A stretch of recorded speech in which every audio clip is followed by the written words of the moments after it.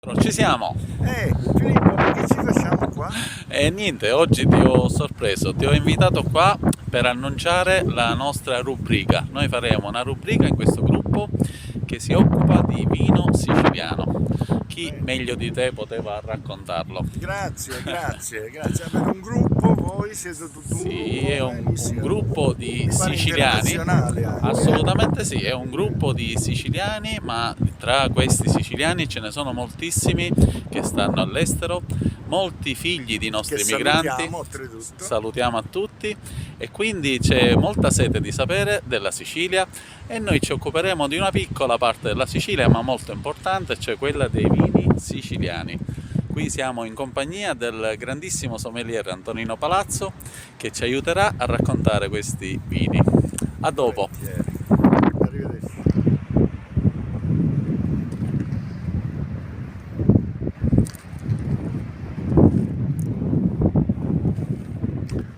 Maestro, Sì, quindi, dimmi. e allora, quando si va in un ristorante, cosa consiglieresti tu di bere? Un vino bianco o un vino rosso? È una domanda un po' così allegra perché l'abbinamento presuppone che ci sia per un piatto di pesce un vino bianco e un piatto di carne un vino rosso in genere, è così, vista la comanda del cliente, poi si consiglia il bianco o il rosso in base a quello che ha chiesto il cliente.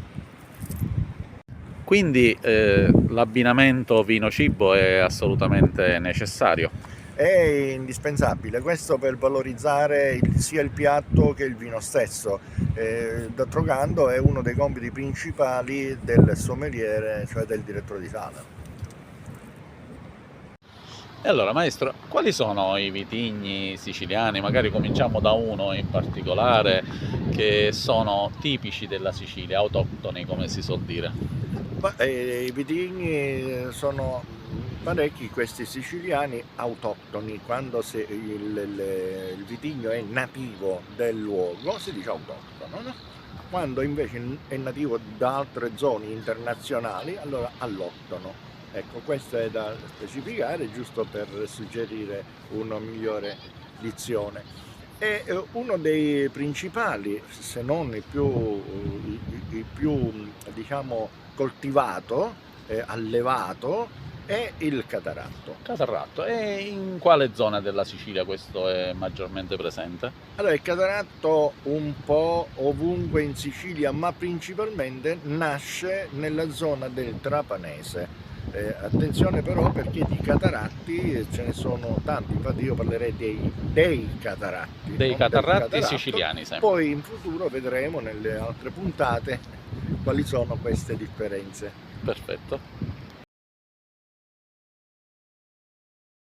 Maestro, eccoci alla prova dell'assaggio. Ok. E allora, parlavamo di catarratto, qui abbiamo un catarratto, in questo caso si parla di Cantina Tola, stiamo parlando del territorio del Palermitano, zona Partinico-Grisì, dove sono presenti questi vigneti, ed è un catarratto in biologico. Volevo chiederti le caratteristiche del catarratto siciliano in genere.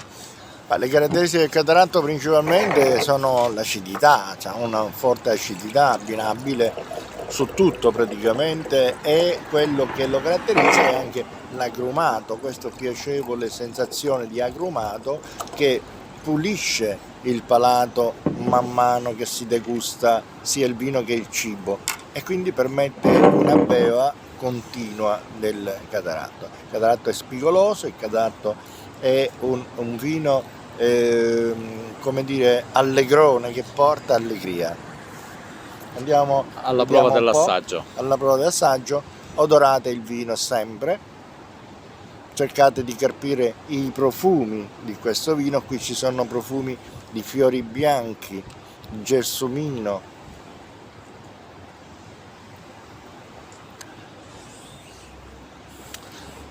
Tu mi insegni che quando si odora il naso va dentro il calice. Certo, altrimenti entra l'aria dai lati e si perdono quelli che sono le caratteristiche odorose.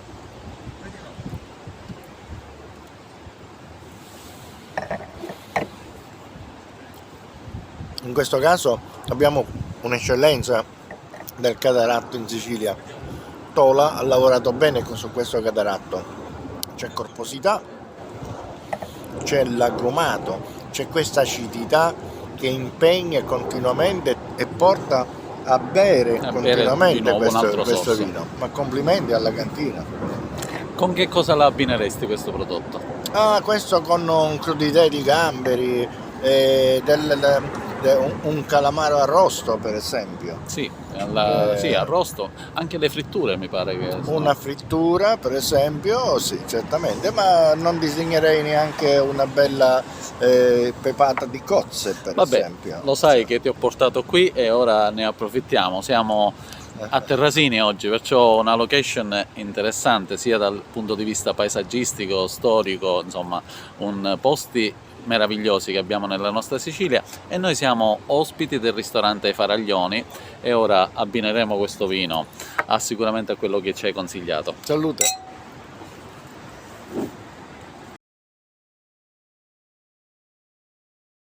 Maestro, per spiegarlo ai nostri amici, sì. Ma il vino per essere buono da dove si comincia a farlo, insomma?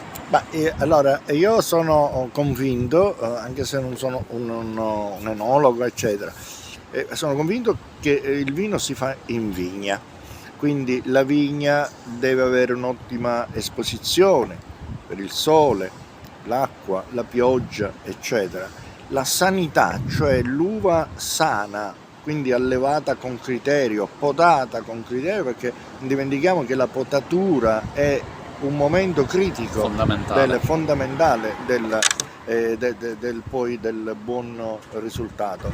Il cataratto è a vederlo ti innamori, perché ha una struttura del grappolo particolare che ha una parte centrale prominente e poi due ali laterali. E quindi diversi tipi di cataratto. I cataratti sono diversi tipi. Intanto abbiamo noi un cataratto bianco, un cataratto lucido, un extralucido, che sono cioè quello che differenzia questi cataratti è la cosiddetta pruina, ovvero sia questa polvere che si deposita che poi non è polvere ma sono i lieviti naturali dell'uva, e quindi questo fa la distinzione dei vari cataratti.